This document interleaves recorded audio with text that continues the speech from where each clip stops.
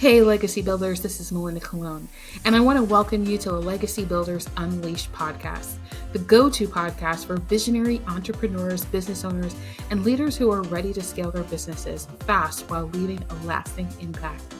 Each episode will deliver actionable insights on marketing, business strategy, and mindset tailored to legacy builders.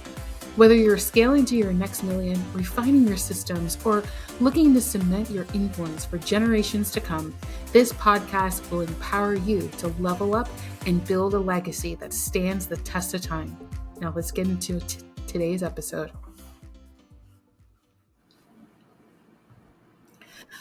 Welcome back to the Legacy Builders Unleashed, the podcast for entrepreneurs ready to start, scale, and sustain businesses that make a meaningful impact in our world and communities. And today, I'm solo, and we're exploring one of the most powerful tools for success: strategic business planning.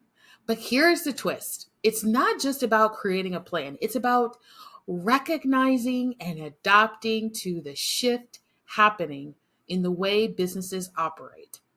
The traditional model, the traditional way of doing things where processes are linear, goals are rigid, decisions happen in silos is rapidly being replaced. No more small margins in how you make money. It's like just all of your money that you make is based off the hourly rate. That doesn't work anymore. Inflation, the cost of living, and just the speed of technology is not keeping up with that traditional way of doing business. It just doesn't work with that model. Agile, human-centered, and purpose-driven strategies are the future. Coupled with AI, this is really important for all business owners, no matter what industry you're in. You have to be paying attention to AI, and not in the way that you might think. Not in a frantic, free, let's worry and concern ourselves about problems that we can't control, but actually embracing AI as part of something that will relieve a lot of stress and turmoil that many business owners have of running a business.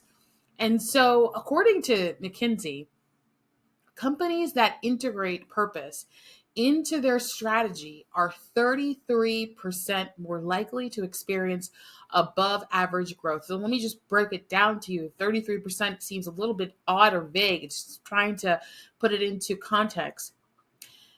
33% more likely to embrace an above average growth means that for every dollar, you make an additional 33 cents. And after a while, that adds up. If you're making hundreds of thousands of dollars, that's $33,000 per $100,000. That's a lot of money. And so instead of saying that we're going to leverage the way that we've always been doing it, we need to step into the new way of running a business that integrates purpose. Because as AI is, even though as intelligent and as robust and as creative and as transformative as it is, it still cannot mirror or mimic, clone a human experience. It has to be taught information. And this goes back to who's the teacher, right? And so if we don't really know what the human experience need to look like, if we're just kind of, in this cruise control experience of our life so that we can get to the destination, have the experience that we're truly trying to have in life, we're missing out on all of these chances to make an impact, to leave an impact in our journey. And the question isn't whether this change is coming or not. It's whether you're ready to lead the way. So let's start with a key insight. December is usually one of the most critical months for business growth. Research from the Harvard Business Review reveals that businesses engaging in annual planning before Q1, quarter one, are 45% more likely to exceed their yearly goals. December isn't at the end of the year. It's actually the launch pad for success. It's the start of really projecting what you actually want. It's like that saying, it's like when you focus on something that you desire, that's what you get. So it's not that we're trying to think about, well, what does the end of the year look like? Let's hurry up and skip December and get into January. Let's plan Q1 right now so that Q1 is even more successful when we get there. But as a business owner, what are some things that you could be thinking about right now to prepare? You could be thinking about your consumer experiences. What are some of the experiences that your buyers are having right now? Whether it has to do with technology, social media, the media, politics, culturally. There are so many impacts and shifts and just like changes that are happening so drastically faster than ever before. So we have to be ahead of that, or at least know what our consumers are experiencing. So this is a great opportunity, and a part of business planning is to ask your buyers what is going on. Like, how is life? What is hurting them? What is healing them? What is their experience look like from a day to day? What are they doing? How are they combating the challenges that life has to throw at them? And the more that you know about your existing buyers, your existing client base, your customers, your partners, the better it is that your 2025 plans will come to fruition, because you're actually doing not this idea of like doing your research or thinking like this is what I truly desire and want, but you're taking what you desire and want and you're coupling that with what is impacting the market. Because you have to remember, you're the expert. So your perspective is going to be different than theirs. And so they're not going to have the same perspective as you. They're going to see things differently. So what is that differently perspective that they're having, and how can you help them get to the transformation, the transformative experience that they're truly desire? So we're going to take this time in December to reflect on what worked, identify lessons learned, and set a clear course for future. Now, one of my homework activities for my coaching clients is actually to journal. And the reason why I say this, there's several reasons why to journal is really powerful. Whether you are not a good writer, it doesn't really matter. If you don't like handwriting things, it's okay. There are so many ways now that you can record, right? So you could do a video log where you just keep it to yourself, you save it to your phone, an audio log. There's so ways to track all of this information.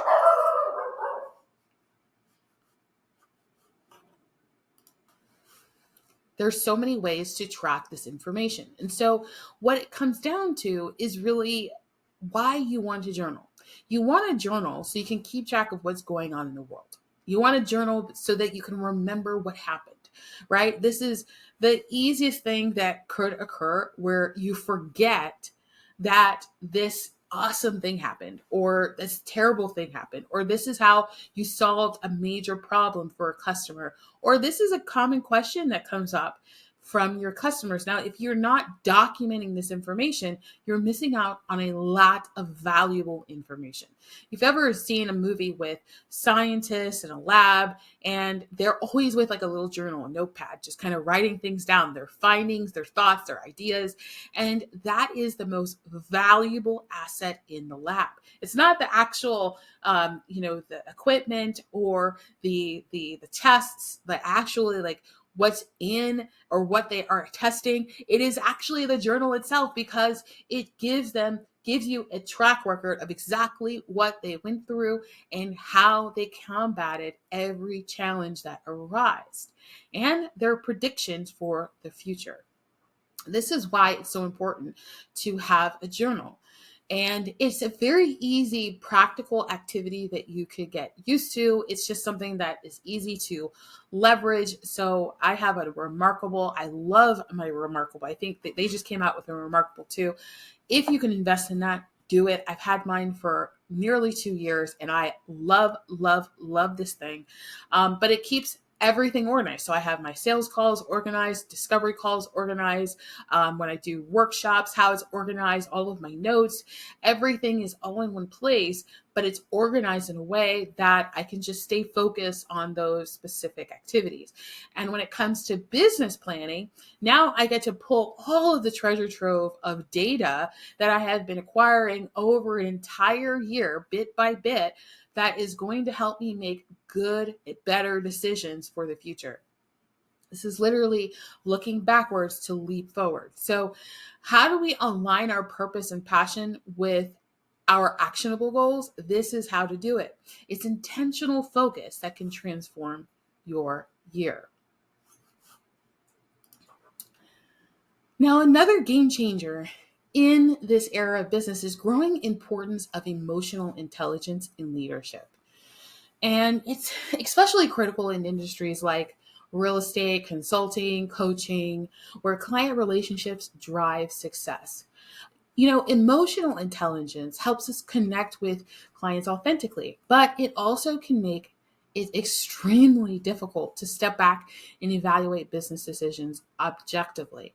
And this is really the name of the game.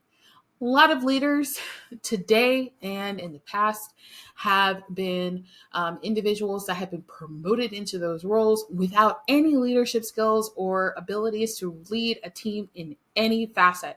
They were just really good at what they did, and they kept getting promoted until they got into a role they're in now. We see this a lot in corporate America, but definitely in entrepreneurship as well. I mean, a lot of entrepreneurs either didn't enter corporate America or they did and they were not in a leadership position. So they did not have the leadership skills or learn the leadership skills to run a team.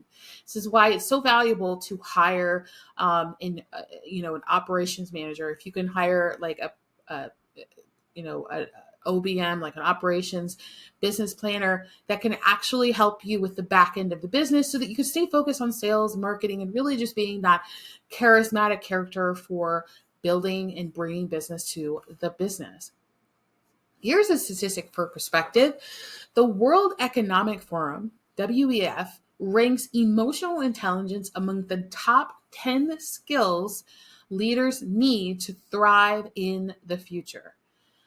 That's huge. That is a really, really big thing. And we already knew that.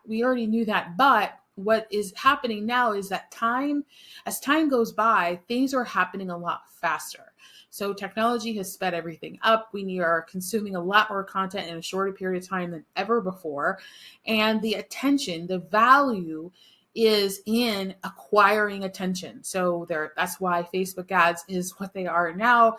That's why social media platforms are popping up left and right. And there's a diversification as to who and what is doing what on each platform. Like LinkedIn is all business. Facebook is more personal. It's more of an emotional experience.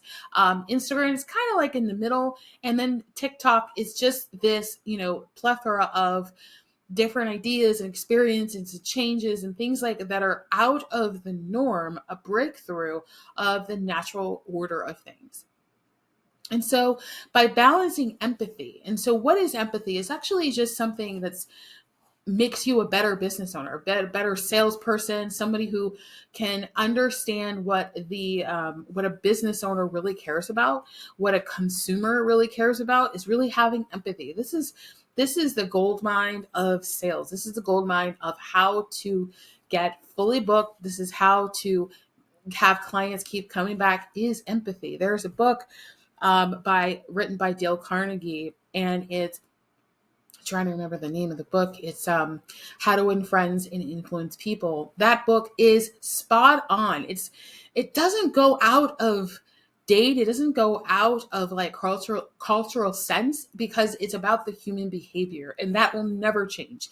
No matter what type of technology that will exist, the interaction to the technology will change, but the person, culturally, the person won't change. I mean, if you can go back to the Bible, you see things that people are doing and they're replicated today. There's just really not much of a change other than the environment that they're in. So this is how we think about things more strategically. Instead of looking at just what, the flat land looks like, we want to step into the desert and see. We want to step into the wilderness and see what it actually looks like from the ground zero. And so you can make decisions that benefit both the client and your business. There are definitely ways. I highly recommend to read the book, Win Friends and Influence People, because this book by Dale Carnegie really outlines how to do this, how you can actually both win, where there's a win-win strategy for every situation, no matter how awful and daunting you might think it is, there's still an opportunity for both parties to settle things appropriately. Now, let's kind of pivot and address one of the biggest challenges entrepreneurs face. And I am definitely, I just go ahead and put myself out there and say that I'm guilty of this for sure.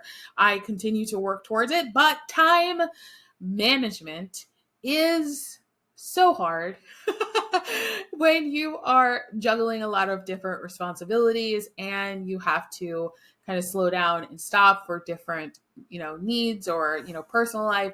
And so what that requires is definitely setting up priorities.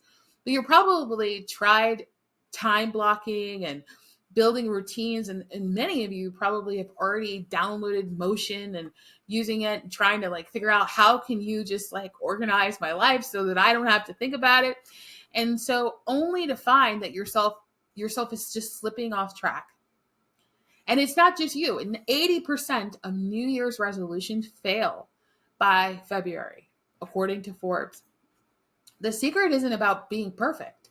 It's about staying consistent. See, the more consistent you are, the more successful you are. The best, most successful businesses are not the best businesses. The most successful sold products are not the best products in their market. It's actually really interesting. The highest sold television is one of the cheapest built televisions, but it is the highest sold because of marketing, not because of cost. Actually, that they did a research on this, and it's actually not about cost per se, because if you're saying that you're the best, then nobody expects you to be the cheapest. And so this is just a reflection of what advertising does, what promotion does, what marketing does to get yourself in front of the marketplace. And you don't need to be perfect. You don't need to be perfect to be a millionaire, a billionaire, a trillionaire. You don't need to be perfect. You need to be consistent. In integrity in your habits, completing tasks even when conditions aren't ideal, but building trust with yourself and creating momentum. I love that we put this in here in the podcast episode today about building trust with yourself. I created this model. It's called the 37 buyer types. And the strategy is about really, there's 37 ways to talk to an audience to get them to convert into a buyer. And those three categories are clients, customers, and partners. Now, clients and customers are not the same. I know some people will say they are, but they are not. Clients are repeat customers. They're people who are just like, I want to be in your energy. You are my person. I am yours. You sold me forever. They will buy anything because you have sold them and then loan, like, and trust. And their barometer of trust in you is extremely high. It's off the roof. Customers are people who they often find that they have their own plan, right? Research shows that customers often create their own path to success, transformation, not trusting the entire model that is sold, but only elements and pieces that they're really interested in and they're willing to invest in because they understand the value of those elements. And that's all they need. That's all they want. That's all they need, which is totally fine. We're still helping people, which is great. And then partners, they're still buyers because we need them to, share their affiliate links, help us market and promote our events. They still need to buy in to the idea of what we're selling, whether it's something for exchange of monetary money or it's an exchange of feeling. How I want to make sure that you feel good. I want you to make sure that I provided you value. And so those partners are really helping you get in front of the right audience. Now, 37, you're thinking to yourself, that is an outlier. There's three categories that would be 36. How do you get 37? Where's the one that's the outlier? And that is you. That's you. You have to buy into your own ideas before anybody else can buy into them.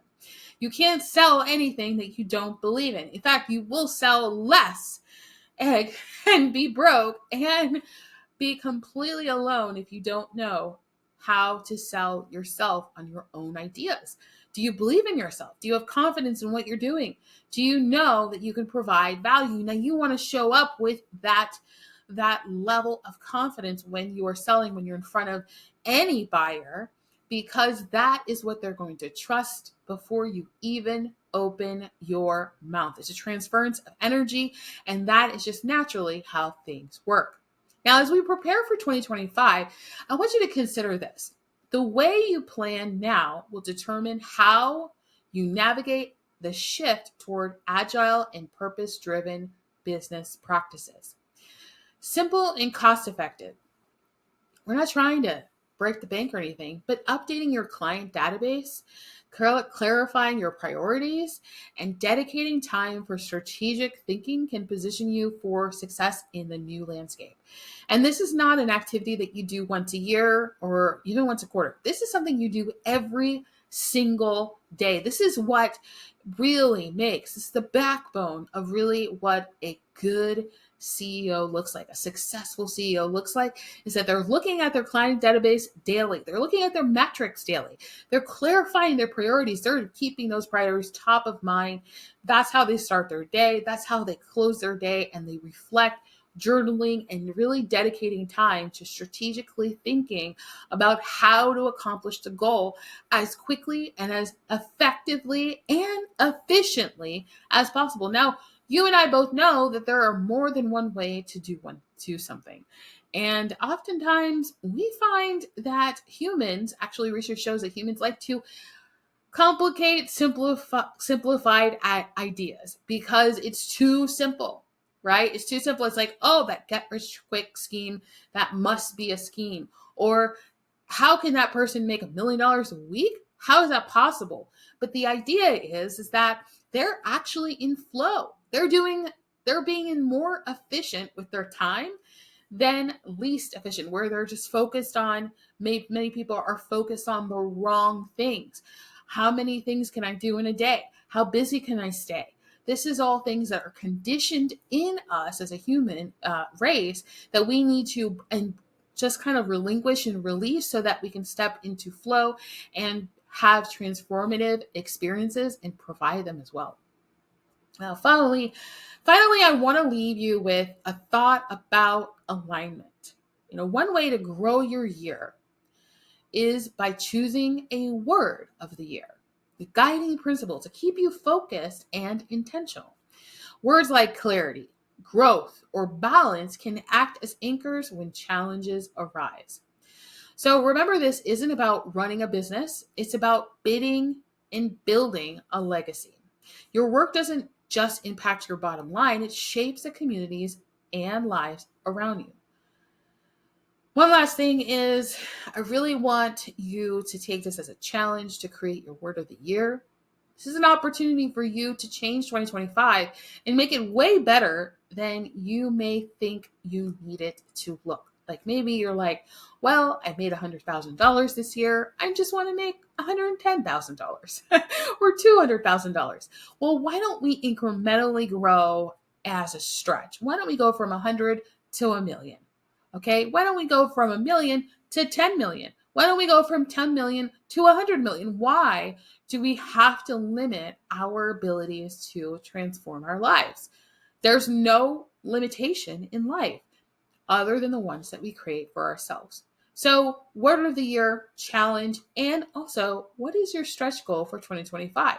How are you going to accomplish that? Creating those milestones so that you can accomplish it based off your lessons learned, your experiences, and what the market is saying that they need ahead of where they are right now. And thank you for tuning in to Legacy Builders Unleashed. If you found today's episode valuable, share it with a fellow entrepreneur. Let's keep building legacies together. And until next time, stay bold and stay intentional, my friends. Talk soon.